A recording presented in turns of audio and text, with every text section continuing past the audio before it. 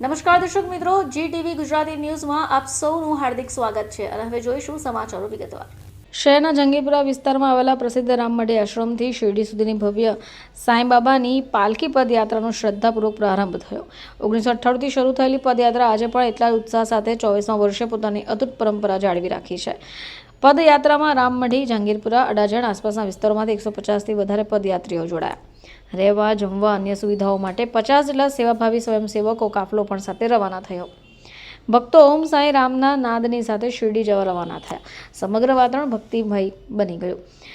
આ પદયાત્રામાં યુવાનોની ભાગીદારી વિશેષ આકર્ષણનું કેન્દ્ર રહી। જંગીરપુરા અને અડાજણ વિસ્તારમાં અનેક યુવાનો આ કષ્ટદાયક છતાં શ્રદ્ધાભરી યાત્રામાં ઉત્સાહભેર જોડાયા છે। કુલ 9 દિવસ સુધી આ પદયાત્રા ચાલશે।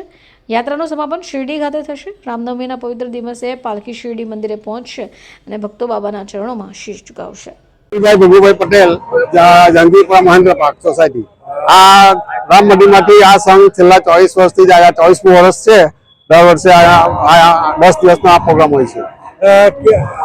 કેટલા 24 વર્ષથી તો આ જ દિવસે રોજ કેટલા રામનવમી લગભગ 150 જેટલા છે અને 50 જણા સેવાવાળા હોય છે। અચ્છા, અને ઉદ્દેશ્ય શું છે? ઉદ્દેશ્ય આ લોકોને સારા રસ્તે જવાનું ને લોકોને આગળ વધવાનું। કે મંડળની સ્થાપના ક્યારે કરવામાં આવી? મંડળની સ્થાપના 2000ની સાલમાં 1998માં।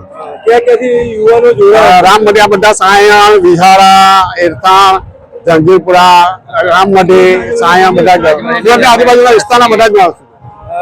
વાત કરીએ તો સાંઈ બાબાની પાલખી રામમઢીથી નીકળી અને સમાપન ક્યાં થવાય? સાંઈ બાબા મંદિર ડાકસુવાર સીધી સાંઈ બાબા। હા, કેટલા દિવસમાં? અમે 9 દિવસમાં ત્યાં પહોંચી ગયા અને રામનવમીએ ત્યાં મંદિરમાં પાલખી પાછા રિટર્ન થઈ।